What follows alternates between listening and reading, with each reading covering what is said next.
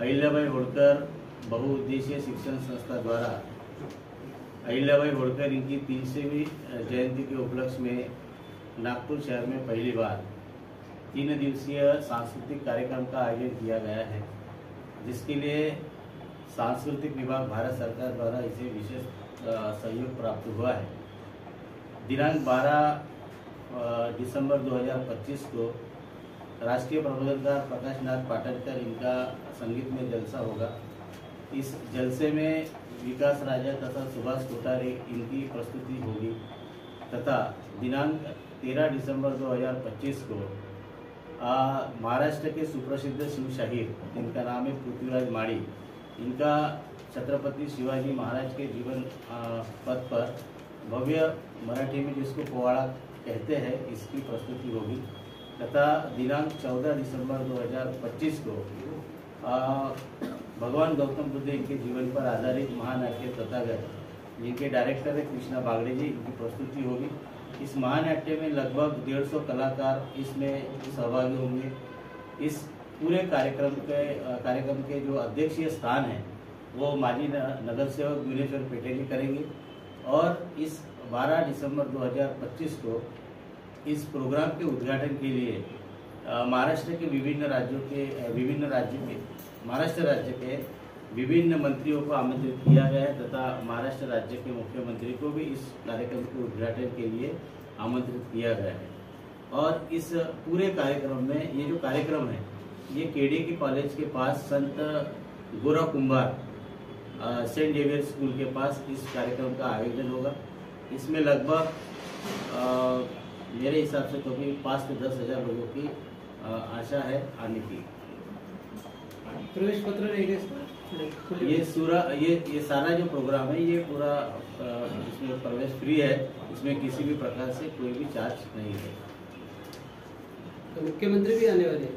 मुख्यमंत्र्याला आमंत्रित केलं आहे या कार्यक्रमाच्या उद्घाटनासाठी, कारण त्यावेळेस महाराष्ट्रामध्ये विधिमंडळ या ठिकाणी विधानसभेचं सत्र शीतकालीन सत्र असल्यामुळे या ठिकाणी अनेक मंत्री आणि अनेक लोक VVIPs लोक या ठिकाणी असणार आहेत, त्यामुळे त्यांनाही आपण या कार्यक्रमामध्ये आमंत्रित। आणखी प्रमुख वक्ते कोण कोण राहणार? प्रमुख वक्तेमध्ये आता आम्ही खास करून हा कार्यक्रम सांस्कृतिक असल्यामुळे सांस्कृतिक मंत्रालयाचे जे मंत्री आहेत आशिष शेलार यांनाही आम्ही या ठिकाणी आमंत्रित केले। भिक्षू संघाला कोणत्या भिक्षू संघाला बोलवणार आहे?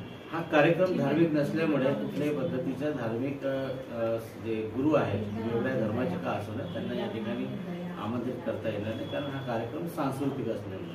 सांस्कृतिक मंत्रालयाचे काही याच्यामध्ये वाटा आहे का, हिस्सा आहे? नाही, सांस्कृतिक मंत्रालयाचे एक विशेष त्या ठिकाणी त्यांनी सहयोग केला आहे, त्यामुळे आपण महाराष्ट्र राज्याचे जे सांस्कृतिक विभाग आहे त्या खात्यातले जे मंत्री आहेत त्यांना आपण काय नागरिकांना काय आवाहन करणार या कार्यक्रमाच्या संदर्भात? नागरिकांना विनंती असेल की अहिल्याबाई होळकर बहुउद्देशीय शिक्षण संस्थेद्वारे 300व्या अहिल्याबाई होळकर यांच्या 300व्या जयंतीच्या या पावन पर्वावर हा सांस्कृतिक कार्यक्रम जो आयोजित केलेला आहे, मोठ्या संख्येने या कार्यक्रमात आपण लाभ घ्यावा आणि एवढीच विनंती आपल्या या पत्रकार परिषदेमध्ये आपल्या मार्फत जनतेला आम्ही करतो। एवढा खासदार महोत्सव सर्वात मोठा कार्यक्रम आपल्या नागपूर शहरात झाला आहे, परंतु एक व्यक्तिगत जे संस्था आहे, प्रायव्हेट जी संस्था आहे, त्या संस्थेमार्फत हा पहिल्यांदा हा या मोठ्या प्रमाणाचा कार्यक्रम असणार आहे। प्रकाशनाथ पाटणकर पण येणार आहे? हा, प्रकाश पाटणकर आहेत, विकास राजा आहेत, सुभाष कोठारे आहेत, यांचे या ठिकाणी प्रस्तुती होणार। यांना ऐकणारे खूप लोक आहेत, प्रकाश पाटणकर हां, तर भीड खूप येणार। हां, अतिशय भीड होणार।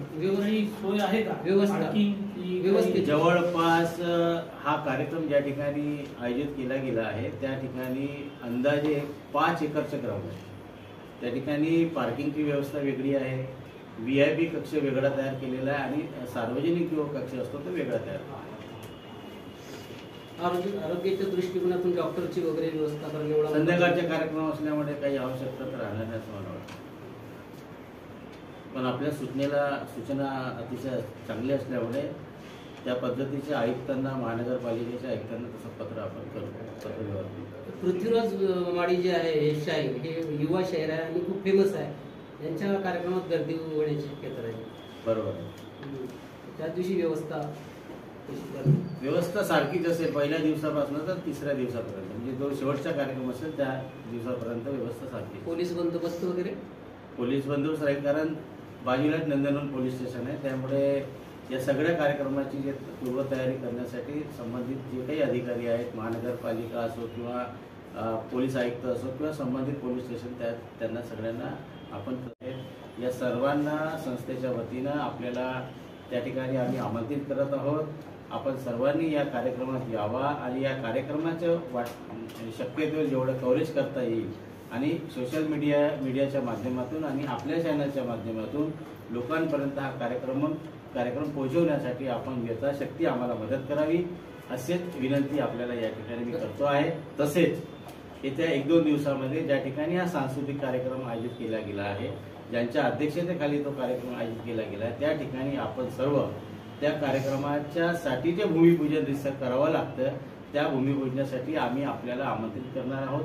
त्यासाठी आम्ही तुम्हाला एक वेळ आणि तारीख तसं कौसेजी किंवा आपलं नेहाजी किंवा गौतमच्या माध्यमातून, कारण माझ्याकडे सगळ्यांचे नंबर नाही, किंवा वानखेडे साहेबांच्या माध्यमातून आपल्याला सर्वांना आम्ही त्या ठिकाणी आमंत्रित करणार आहोत.